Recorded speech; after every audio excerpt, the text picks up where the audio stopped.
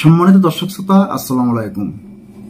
সদ্য সাবেক প্রধানমন্ত্রী শেখ হাসিনা এখন কোথায় কি হালে আছেন?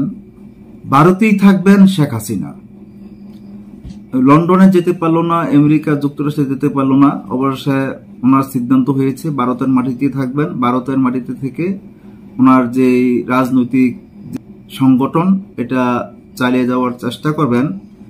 সদ্য সাবেক প্রধানমন্ত্রী শেখ হাসিনা যখন বাংলাদেশের মাটি ছেড়ে ভারতে চলে যায়, তখন বাংলাদেশে আপনারা দেখতে পাচ্ছেন বিভিন্ন জায়গায় ভাঙচুর হয়েছে, বিভিন্ন বাড়িঘরে আগুন দেওয়া হয়েছে, হিন্দুদের মন্দির এবং হিন্দুদের বাড়িতে বিভিন্ন অত্যাচার করে তাদের মাল লুটপাট করা হয়েছে। এখন দেখা যাচ্ছে ভারতের মানুষ যখন খেপে গেল যে একটা হিন্দুর শরীরে যদি হাত পড়ে, আমরা হাতে চুরি পরে বসে থাকবো না, আমরাও দেখে নিব কিভাবে তারা এই সংখ্যালঘুদের উপরে হামলা করে। যখন এমন ধরনের কিছু ভারতের হুমকি পেয়েছে, তখন দেখা গেল বাংলাদেশের প্রতিটি মন্দির পাহারা দিচ্ছে যে আলেম ওলামারা। এমন ধরনের দৃশ্য আমরা দেখতেছি। কিন্তু এখন বিষয় হলো, প্রধানমন্ত্রী শেখ হাসিনা যিনি বাংলাদেশ থেকে পদত্যাগ করে ভারতের মাটিতে গিয়েছেন, উনি যাওয়ার পর অনেকেই চিন্তা ভাবনা করিতেছেন যে উনি এখন কোথায় থাকবেন, কি করবেন। অনেক ধরনের কথাবার্তাই হচ্ছে যে ওনাকে রাজনৈতিক বিষয়ে লন্ডনে ওনার জায়গা হলো না, রাজনৈতিক বিষয়ে আমেরিকার যুক্তরাষ্ট্রে ওনার জায়গা হলো না, এখন উনি কোথায় থাকবেন। তাহলে জনপ্রিয় পত্রিকা কালের কণ্ঠের একটি প্রতিবেদন সংগ্রহ করেছি, যে তাহলে আসুন সেই প্রতিবেদনটি ঘুরে দেখে আসি। ছাত্র জনতার বিক্ষোভে গত 5 আগস্ট প্রধানমন্ত্রীর পদ থেকে পদত্যাগ করে দেশ ছেড়ে ভারতে অবস্থান নিয়েছেন শেখ হাসিনা। শুরুতেই ভারতের পক্ষ থেকে জানানো হয়েছিল তিনি তার গন্তব্য নির্ধারণ করবেন। তবে যুক্তরাষ্ট্রের সংবাদ মাধ্যম CNN এর সহযোগী সংস্থা নিউজ 18 আজ শুক্রবার এক প্রতিবেদনে জানিয়েছে ভারতেই থাকছেন শেখ হাসিনা। তবে দেশটিতে শরণার্থী বা সাহায্য প্রার্থীর আইন না থাকায় তিনি ভারতের ভিসা ব্যবহার করে ভারতে অবস্থান করবেন। নিউজ 18 জানিয়েছে বাংলাদেশের সাবেক প্রধানমন্ত্রী শেখ হাসিনা ভারতে দীর্ঘ সময়ের জন্য অবস্থান করতে যাচ্ছেন। এর আগে জানানো হয়েছিল শেখ হাসিনা যুক্তরাজ্যে রাজনৈতিক আশ্রয় পাওয়ার চেষ্টা করছেন।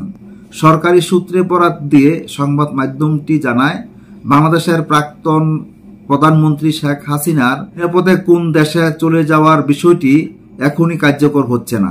আমাদের আশ্রয় বা শরণার্থী আইন নেই এবং আমরা কেস টু কেস ভিত্তিতে থাকার অনুমতি দেই, তার থাকার ভিসা হবে।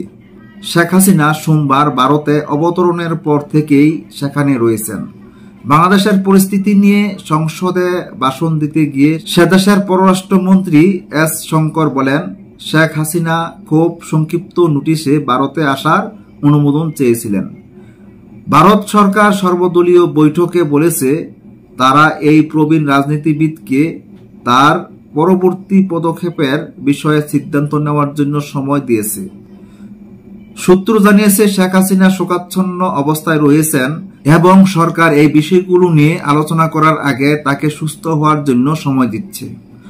নয়াদিল্লিও এখানে একটি কূটনৈতিক দ্বিধার সম্মুখীন হচ্ছে। তারা ক্ষমতাচ্যুত নেত্রীকে প্রকাশ্যে সমর্থন দিতে চায় না, কারণ এতে বাংলাদেশের নতুন প্রশাসনের সঙ্গে তাদের সম্পর্ক জটিল করতে পারে। বাংলাদেশ ভূ রাজনৈতিকভাবে ভারতের কৌশলগত অংশীদার। একই সময় শেখ হাসিনার সঙ্গে ভারতের সম্পর্কের ইতিহাসও মাথায় রাখতে হবে।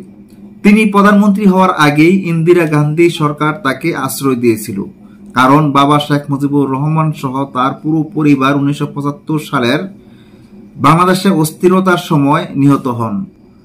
সুতরাং এই মুহূর্তে তাকে পরিত্যাগ করা সহজ সিদ্ধান্ত হবে না, বিশেষ করে দিল্লির সঙ্গে তার সম্পর্ক বিবেচনা করলে। সম্মানিত দর্শক, তার জনপ্রিয় পত্রিকা দৈনিক কালের কণ্ঠের প্রতিবেদনে আপনারা বুঝতে পেরেছেন যে প্রধানমন্ত্রী শেখ হাসিনা ভারতের মাটিতেই থাকবেন।